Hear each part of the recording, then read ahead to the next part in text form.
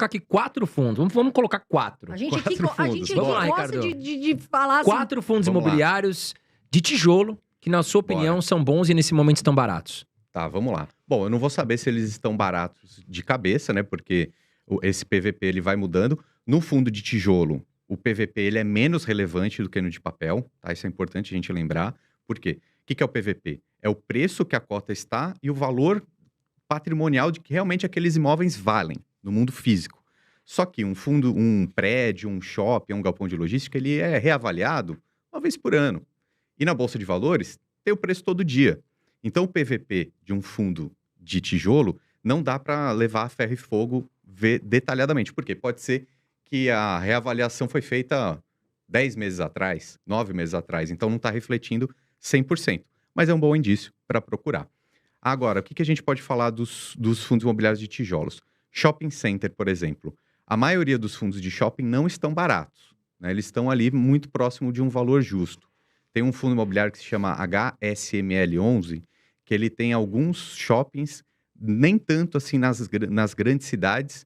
Ele não tem um valor patrimonial tão alto, mas eu acho que ele pode ser interessante para o investidor, o pessoal que está acompanhando a gente aqui, dar uma olhada, estudar um pouquinho mais, né? Tem o XPML, também é um fundo muito renomado, só que eu acho que ele não está barato.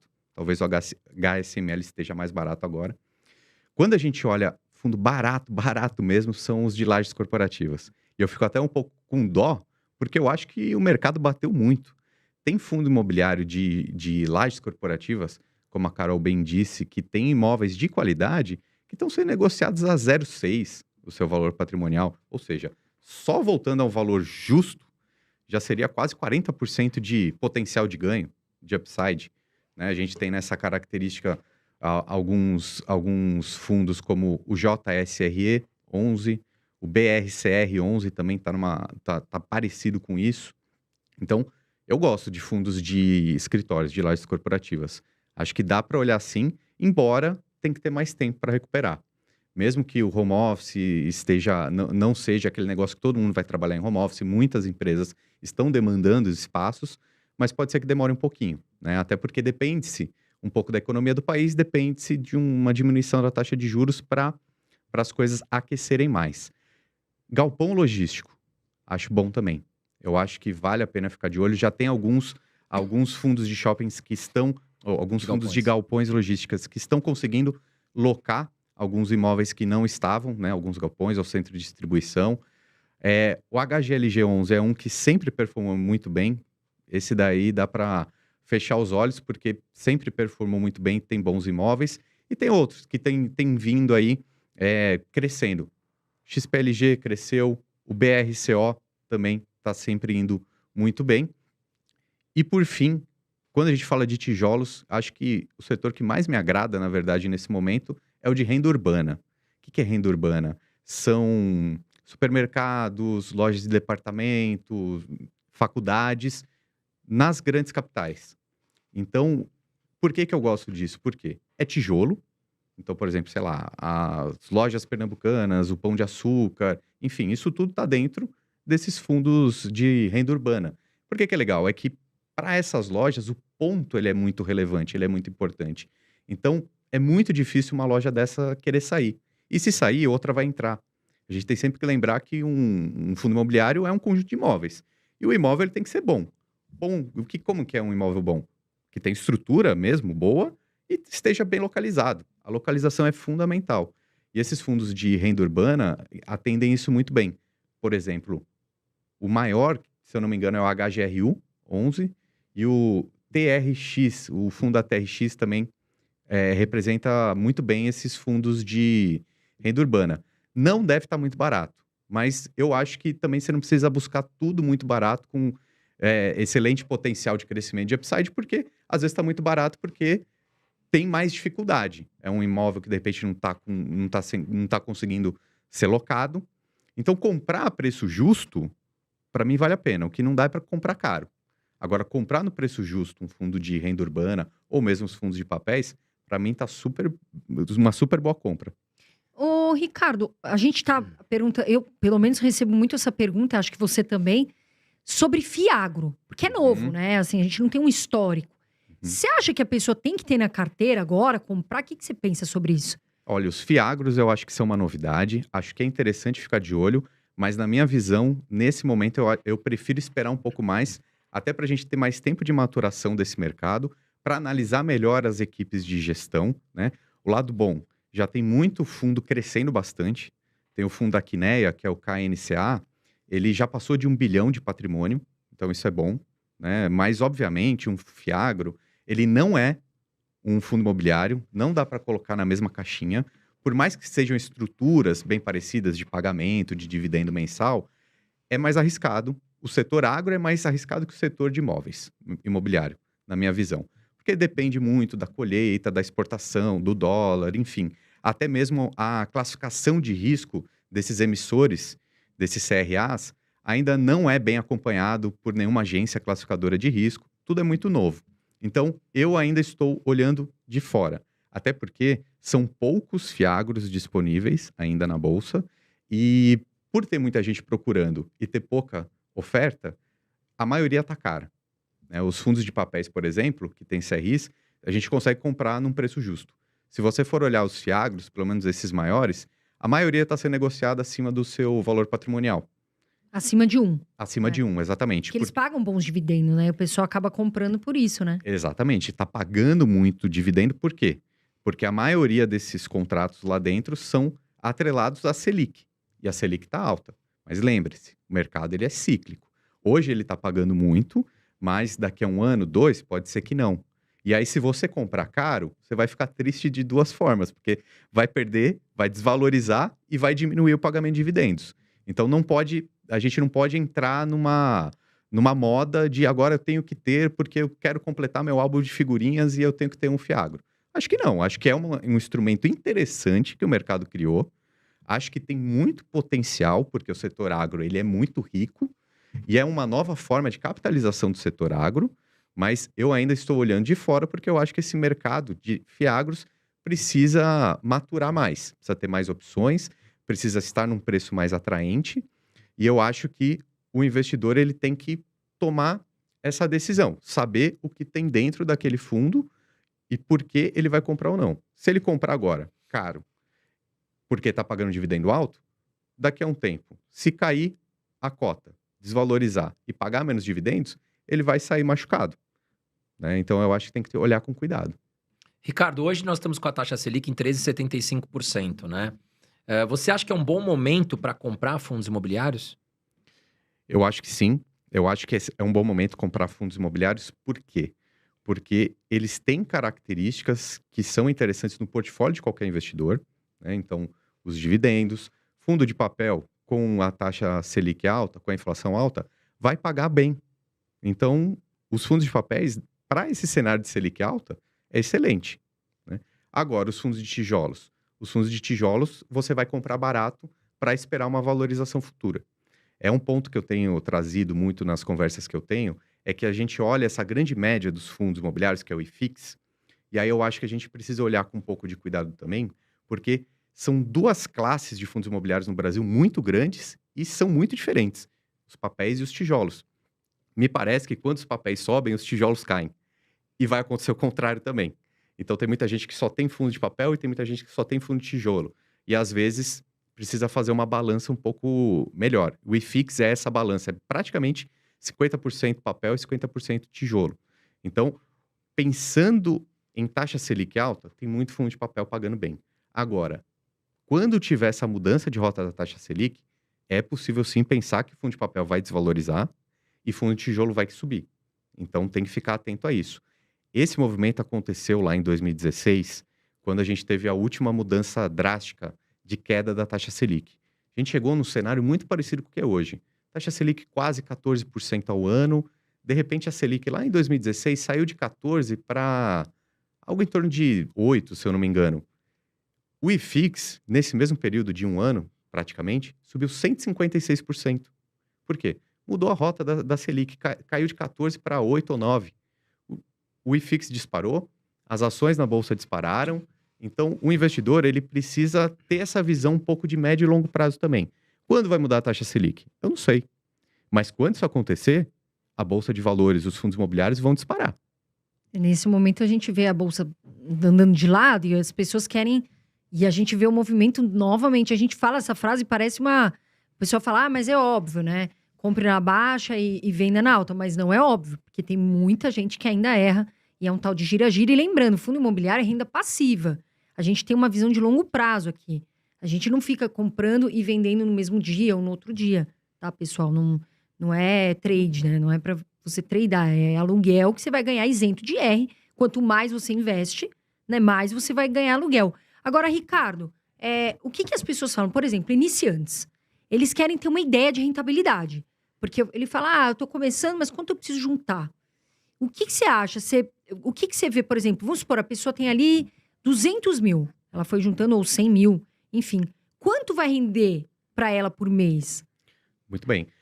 A gente pode usar uma conta rápida do 1% ao mês, né? Até porque no cenário que a gente vive hoje, 1% ao mês não está difícil de conseguir. Então, se a gente pensar uma pessoa que tenha 200 mil de patrimônio, ela pode ter uma renda passiva de R$2.000, aproximadamente por mês, né? Mas aí eu faço uma ressalva também.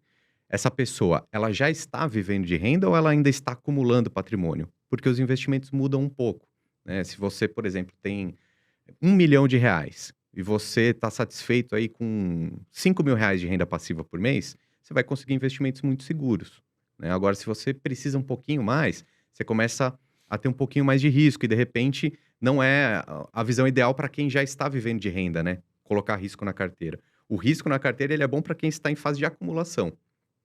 Então, os fundos imobiliários, eles são um ativo seguro, embora dentro dos fundos imobiliários tem fundos arriscados. Eu acho que vale a gente bater nessa tecla muitas vezes, porque o mercado de fundos imobiliários está crescendo muito. Isso é muito bom. Só que junto a gente tem ativos seguros e ativos mais arriscados. Não dá para fechar o olho e comprar qualquer coisa.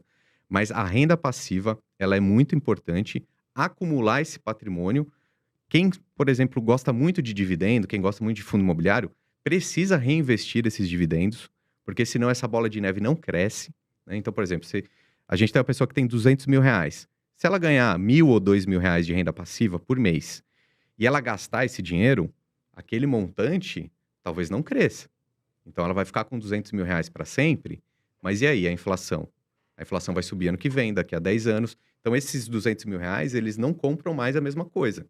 Então, mesmo a pessoa que está com renda passiva, ela precisa reinvestir uma parte desses seus rendimentos para pelo menos superar a inflação. E assim, porque muitos iniciantes estão começando e eles começam pelo MXRF11, que, né, tem uma cota ali, deve estar em 10, 11 reais, falando assim. O que você acha desse fundo? Eu acho que o MXRF11, ele é um fundo muito famoso, eu acho que ele é o que tem maior número de cotistas na bolsa. Acho que ele ficou tão famoso assim por causa desse valor de face dele, né, que é mais ou menos R$10. Não acho um fundo imobiliário ruim, mas não acho que é o melhor que eu tenho na minha carteira, por exemplo. Agora, o investidor, ele quer investir no MXRF11? Excelente. Estuda, dá uma olhada o que tem dentro dele, porque é um fundo de papel, né? Então, eu acho que o investidor não pode simplesmente entrar lá na corretora dele, no home broker, e comprar. Vou comprar porque eu vi meu amigo falando e tem um monte de investidor.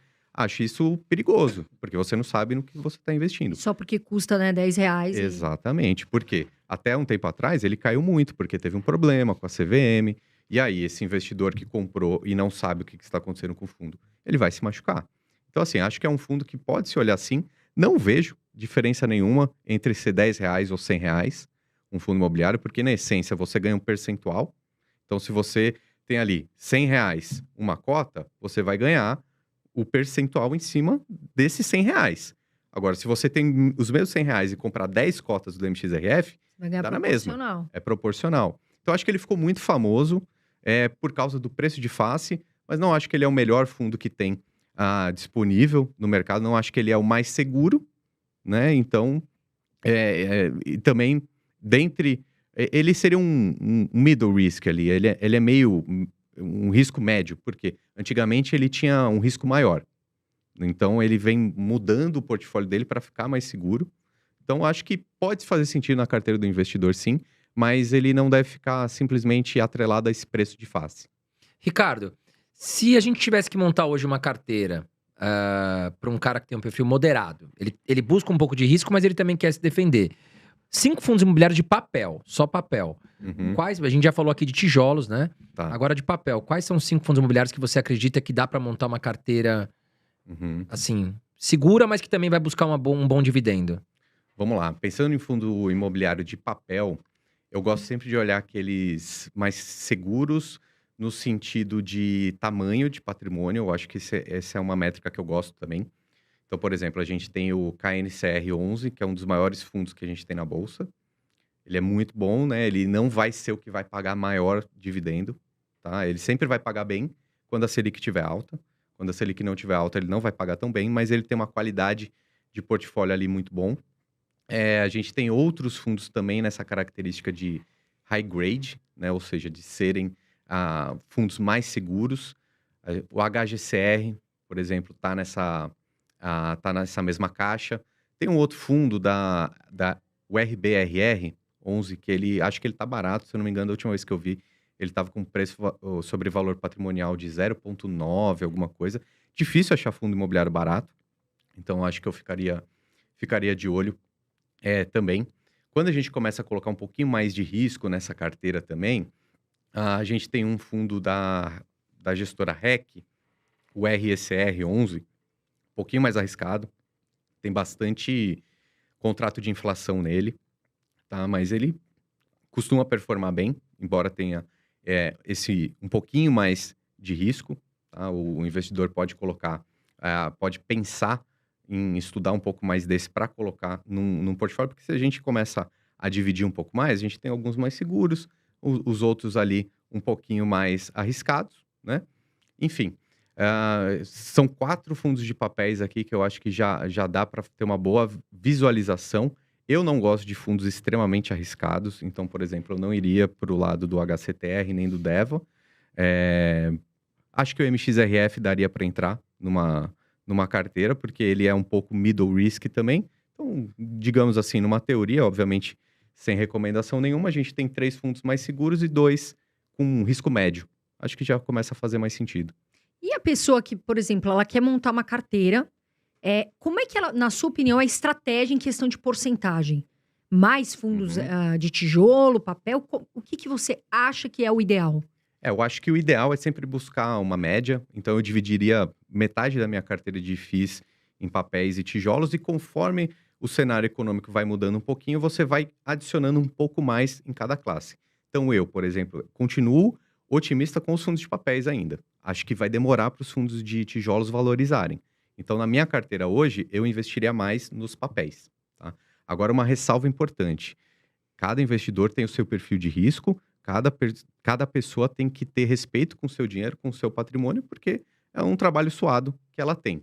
Por que eu digo isso? Porque na sua carteira como um todo, os fundos imobiliários têm uma função ali. Tem muita gente que coloca, por exemplo, fundos imobiliários mais seguros e outros mais arriscados. Minha opinião, eu só gosto de fundos imobiliários seguros. Por quê? Na composição da minha carteira, eu tenho quase 30% em ativos mais arriscados. Ações brasileiras, ações norte-americanas. Então, o fundo imobiliário, na minha carteira, representa segurança. Então, eu tenho quase 70% da minha carteira em ativos que eu considero seguros. Renda fixa e também fundos imobiliários, né? Eu não gosto de simplesmente falar assim, um percentual em renda fixa, um percentual em renda variável. Para mim é segurança e oportunidade de risco, né? Um pouco mais arriscado, mas que pode me dar um upside maior. Então, para mim, na minha carteira, eu não coloco fundo imobiliário arriscado, por quê? Faz parte dos meus 70% de segurança. Então, eu quero ter fundo que eu durma tranquilo. Exato, que no final do dia você tem que dormir feliz e, né, sem ter a saúde mental e emocional super abalada, que a gente vê e eu acho que é o principal para investir. Você tem que ter, né, você tem que saber segurar ali, se tiver uma queda, tem que ter estômago.